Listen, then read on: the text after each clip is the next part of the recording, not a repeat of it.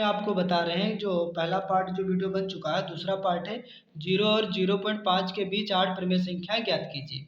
तो यहाँ पर देखेंगे 0 और 0.5 के बीच में कितनी परिमेय संख्या ज्ञात करना है, 8 परिमेय संख्याएं।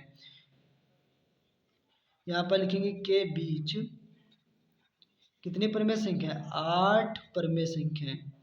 यहाँ लिखेंगे 8 परिमेय संख्याएं ज्ञात कीजिए। कितनी परिमेय संख्या ज्ञात कीजिए, तो 8 परिमेय संख्याएं ज्ञात कीजिए। तो यहाँ पास लिखेंगे का गिवन दिया है, क्या दिया है, तो यहाँ पर जो पहली जो ये दो ही संख्या तो पहली और दूसरी है, तो पहली को क्या मानेंगे, यहाँ डाल लेंगे सोल्यूशन। जो पहली संख्या को ए मानेंगे 0, जो दूसरी संख्या बी है उसको मानेंगे 0.5। अब देखो 8 परिमेय संख्या निकालना है, जो नंबर दे रखा है ये कितना दे रखा है 8। अब इनके बीच में निकाल, दोनों संख्याओं के बीच में क्या निकालेंगे, डिस्टेंस। और जो डिस्टेंस निकालेंगे उसका नाम देंगे क्या, डी बराबर नाम देंगे बी माइनस ए अपॉन में n प्लस 1। अब यहाँ ध्यान से देखेंगे कि d जो ऐसे रहेगा, b का मान कितना दे रखा है, जो b का मान दे रखा है 0.5, उसमें से घटा कितना देना है 0, और अपॉन में कितना दे रखा है 8, 8 में जोड़ेगा कितना हो जाएगा 9 हो जाएगा। तो यहाँ पर d बराबर 0.5 में से 0 घटाएंगे तो यहाँ बचेगा 0.5, और बटे में कितना 8 है, कितना हो जाएगा 9, यहाँ से पॉइंट हटेगा 0 बढ़ जाएगा। अब इसको डिवाइड कर देंगे, क्या कर देंगे डिवाइड, तो डिवाइड हो जाएगा 5 एकम 5 और 5 एकम 5 कितने 4 और 5 बटे 40। जो डिस्टेंस जो निकल के आ गया, जो डी डिस्टेंस निकल के कितना आ गया 1/18, कितना आ गया 1/18 आ गया, ये हमारा आ गया डिस्टेंस। इसी तरह की कितनी परिमेय संख्या निकालना है, 8 परिमेय संख्या निकालना है। तो पहली जो निकालेंगे परिमेय संख्या उसका नाम देंगे a plus D, A plus D. इसी तरह दूसरी निकालेंगे a प्लस 2d। तो a का मान कितना दे रखा है, तो a का मान दे रखा है 0, प्लस d का मान कितना दे रखा है 1/18। तो इस तरीके से इसका जो आंसर निकलेगा प्योर में, इसका जो आंसर पहली संख्या का जो आएगा परिमेय संख्या का, तो 1/18 ही हमारा आ जाएगा। इसी तरह दूसरी परिमेय संख्या निकालेंगे a प्लस 2d।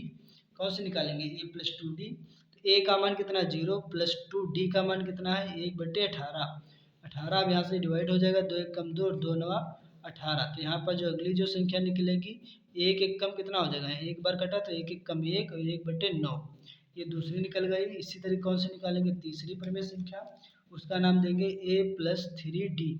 a का मान 0, प्लस 3 और d का मान कितना 1/18। तो ये डिवाइड हो जाएगा, 3 एक कम 3 और 3 छंग 18, तो एक एक कम 1/6, अगला निकल आएगा 1/6।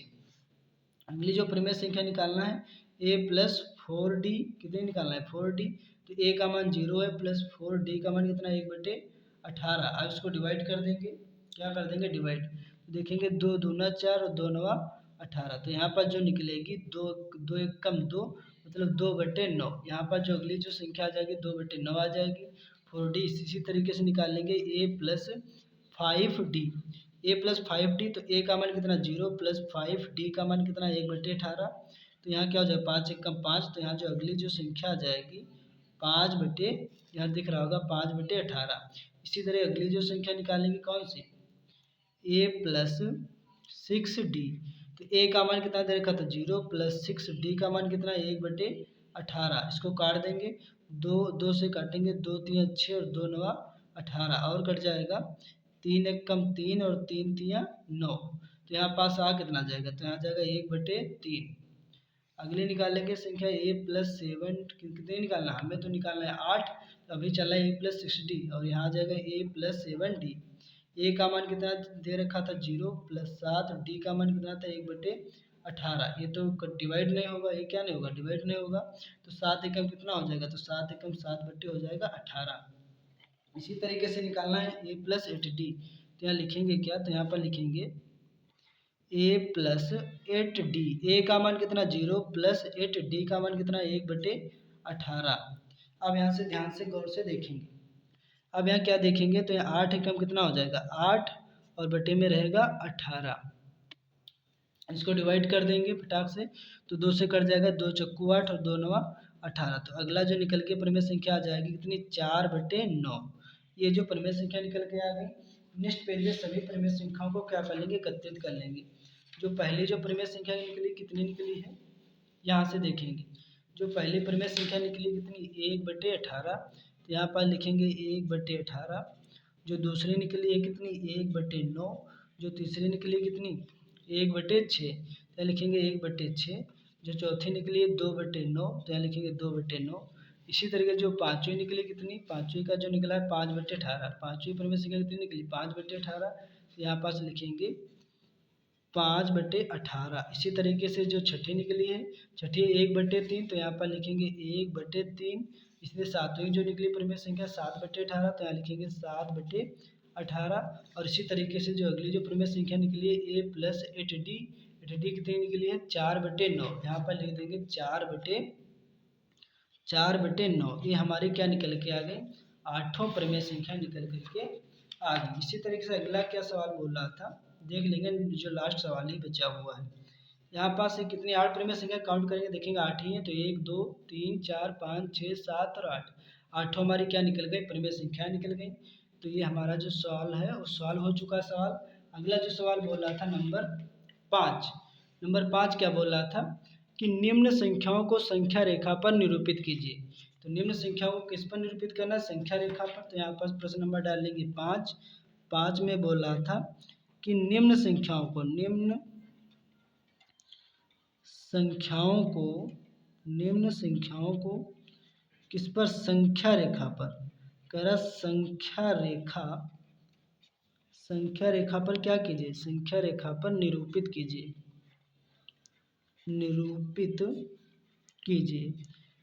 बहुत ईजी है, वेरी वेरी ध्यान से आप सभी लोग देखेंगे तो आप सभी को ईजी ही लगेगा।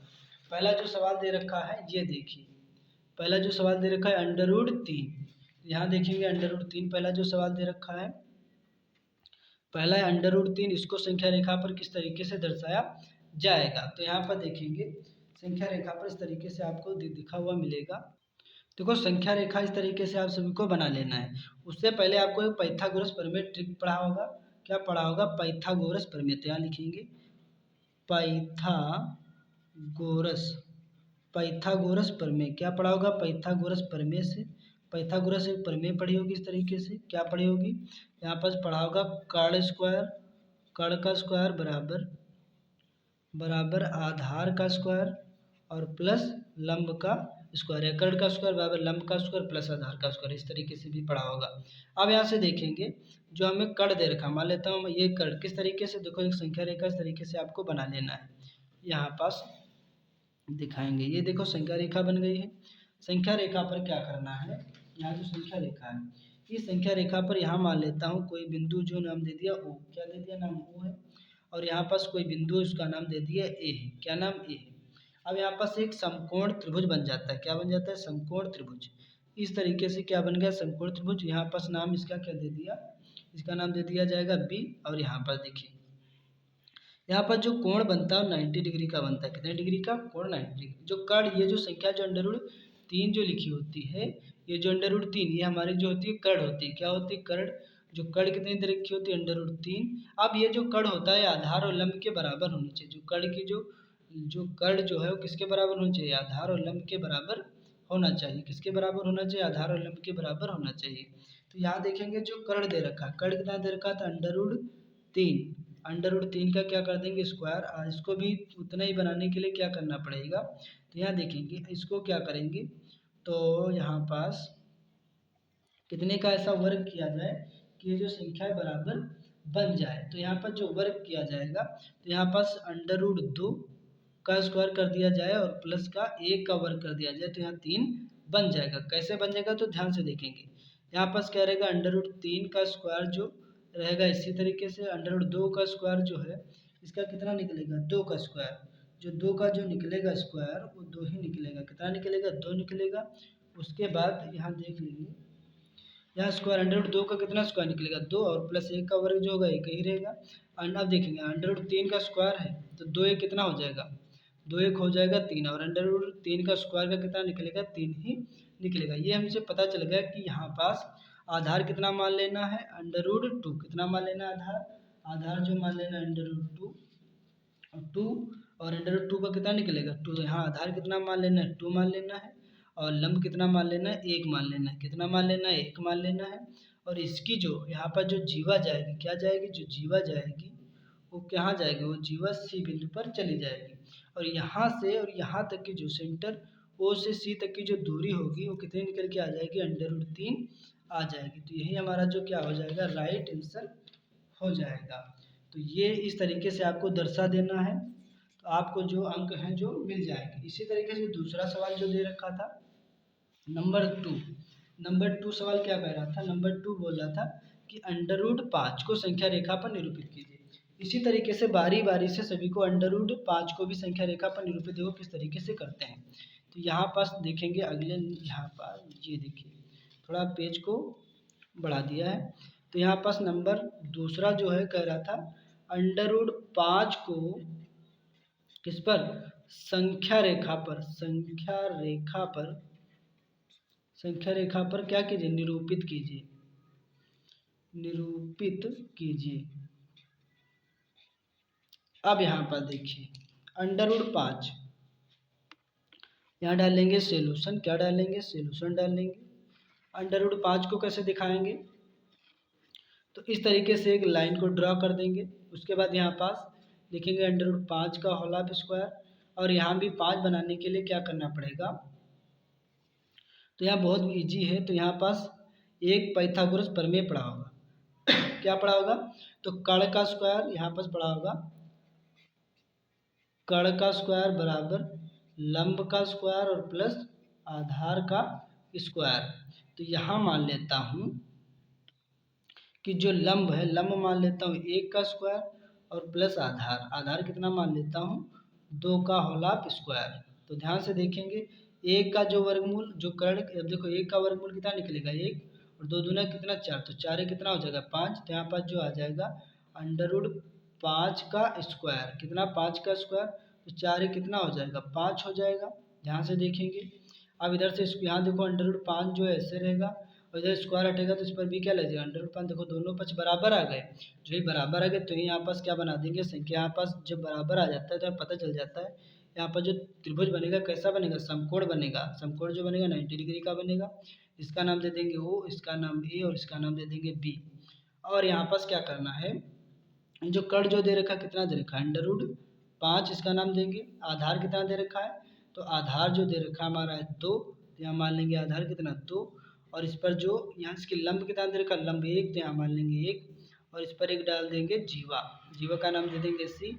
और यहाँ से और यहाँ तक की दूरी जो हो जाएगी वो हो जाएगी √5। तो ये हमारा सवाल क्या हो जाएगा, सिद्ध हो जाएगा। ये सवाल हमारा क्या हो जाएगा, सिद्ध हो जाएगा। इसी तरीके से अगला जो सवाल बोल रहा था नंबर 3 कि √13 को संख्या रेखा पर निरूपित कीजिए। √13 को किस पर निरूपित करना है, संख्या रेखा पर निरूपित करना है। तो नेक्स्ट फ्रेंच पे आप सभी को ले चलेंगे, यहाँ पर देखेंगे क्या करा था कि √13 को संख्या रेखा पर निरूपित कीजिए। अगला जो सवाल है कह रहा था √13 को संख्या रेखा पर, किस पर, संख्या रेखा पर क्या कीजिए, निरूपित कीजिए। संख्या रेखा पर निरूपित कीजिए। देखो इसको संख्या रेखा पर किस तरीके से निरूपित करेंगे। अब यहाँ देखेंगे, यहाँ पास इस तरीके से एक लाइन को ड्रॉ कर लेंगे इस तरीके से। उसके बाद यहाँ पास क्या किया जाएगा, यहाँ पास इस तरीके से दर्शाया जाएगा। यहाँ पास लिखेंगे पाइथागोरस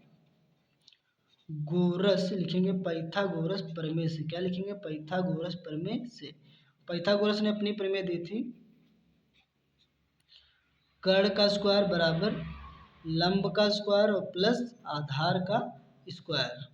अब यहाँ देखेंगे जो कर्ण कितना दे रखा है, इसको कर्ण माना जाता है। √13 को मान लेंगे कर्ण दे रखा, कितना दे रखा है, कर्ण का स्क्वायर। यहाँ पास लिखेंगे कर्ण का स्क्वायर, मतलब 13 का स्क्वायर। लंब कितना मान लेता हूँ, लंब मान लेता हूँ 2 का स्क्वायर, और आधार कितना मान लेता हूँ, आधार मान लेता हूँ 3 का स्क्वायर। तो 2 दूना देखो, 2 दूना 4 और 3 तियाँ 9, और यहाँ पास √13 जो है ऐसे स्क्वायर लगा रहेगा। 9 4 कितना भी हो जाएगा 13 हो जाएगा। यहाँ √13 रहेगा, स्क्वायर हटेगा, इस पर भी क्या लग जाएगा √। दोनों पक्ष बराबर आ गए तो ये हमारा क्या हो गया, समकोण त्रिभुज हो गया। समकोण त्रिभुज तरीके से इस पर बना देंगे इस तरीके से। ये जो त्रिभुज हो जाएगा 90 डिग्री का हो जाएगा। इसका नाम दे देंगे ओ, इसका नाम दे देंगे ए, और इसका नाम बी। और यहाँ पास क्या हो जाएगा, ये देखिए जो कट दे रखा कितना, अंडर रूट 13, कितना दे रखा था 13। इसी तरीके से जो आधार दे रखा, आधार कितना दे रखा था 3, तो यहाँ मान लेंगे 3, और लंब जो कितना है 2, तो इसकी जो दूरी लंब की 2 मान लेंगे, और यहाँ पर डाल देंगे एक जीवा, और जीवा का नाम दे देंगे सी, और यहाँ से और जीवा की जो लंबाई हो जाएगी वो हो जाएगी अंडर रूट 13। तो ये हमारा जो सवाल क्या हो जाएगा, सॉल्व हो जाएगा। इसी तरीके से अगला जो सवाल में बोल रहा था, अगला जो सवाल था ये लास्ट सवाल है। कह रहा था कि जो अंडर रूट 20 को किस पर कीजिए, निम्न संख्या को संख्या रेखा पर निरूपित कीजिए। अंडर रूट 20 को संख्या रेखा पर क्या कीजिए, निरूपित कीजिए। तो यहाँ पर अगला जो नेक्स्ट सवाल है कौन सा है, चौथा सवाल। ये जो चला था तीसरा सवाल फिर होगा। यहाँ जो चौथा सवाल है कह रहा था अंडर रूट 20 को किस पर, संख्या रेखा पर निरूपित कीजिए। संख्या रेखा पर क्या करना है, निरूपित कीजिए। संख्या रेखा पर निरूपित कीजिए। बहुत ईजी है, संख्या रेखा पर किस तरीके से निरूपित करना है आप सभी को। तो यहाँ पर देखेंगे संख्या रेखा पर, तो इस तरीके से लाइन को एक को क्या कर देना, ड्रॉ कर देंगे। यहाँ पास आप सभी को दिख रहा होगा, यहाँ पास एक संख्या रेखा, यहाँ पास एक लाइन को ड्रॉ कर देंगे। यहाँ पास एक पाइथागोरस ने अपनी प्रमेय दी थी, पाइथन आपको लिखना पड़ेगा, पाइथागोरस, पाइथागोरस प्रमेय से, पाइथागोरस प्रमेय ने कौन सी दी थी प्रमेय, उन्होंने बताया था कर्ण का स्क्वायर, क्या बताया था, कर्ण का स्क्वायर बराबर आधार का स्क्वायर प्लस लंब का स्क्वायर। अब यहाँ देखेंगे जो कर्ण दे रखा है कितना दे रखा है 20, तो यहाँ देखेंगे लिखेंगे अंडर रूट 20 का स्क्वायर और प्लस आधार, आधार कितना मान लेंगे, जो आधार कितना है 4, तो यहाँ लिखेंगे 4 का स्क्वायर प्लस लंब कितना है, लंब मान लेंगे 2 का स्क्वायर। तो अंडर रूट जो 20 का स्क्वायर ऐसे रहेगा, 4 चक्को 16, 2 दूना 4, 16 4 कितना हो जाएगा, 16 4 हो जाएगा 20, और इधर का स्क्वायर हटेगा, इस पर क्या लग जाएगा अंडर रूट, तो यहाँ हो जाएगा अंडर रूट 20। दोनों पक्ष बराबर आ गए, तो ही पता चल गया कि पक्ष बराबर, तो यहाँ पर जो कोण बनेगा वो कैसा बनेगा, समकोण बनेगा 90 डिग्री का। इस तरीके से समकोण त्रिभुज बना लेंगे 90 डिग्री का। इसका नाम दे देंगे ओ, इसका नाम ए, और इसका नाम दे देंगे बी। और यहाँ पास क्या करेंगे, जो कर्ण कितना दे रखा था, जो कर्ण जो दे रखा था, कर्ण कितना दे रखा था, कर्ण दे रखा था अंडर रूट 20, और यहाँ आधार कितना दे रखा है, आधार 4, तो यहाँ मान लेंगे 4, और यहाँ जो लंब कितना दे रखा था 2, तो यहाँ लंब मान लेंगे 2, और यहाँ पास एक डाल देंगे जीवा, क्या डाल देंगे जीवा, जीवा का नाम सी, और यहाँ ओ से सी तक की जो दूरी होगी वो अंडर रूट 20 होगी। तो यही हमारा क्या गया, राइट आंसर आ गया। और दैट प्रूव, आप सभी को ऐसे ही पूरे जो वीडियो आपको प्रोवाइड कराना चाहें तो आप सभी लोग उस पर कमेंट करना। आप सभी को नेक्स्ट वीडियो में मिलना हो तो फिर मिलता हूँ नेक्स्ट वीडियो में, तब तक के लिए धन्यवाद।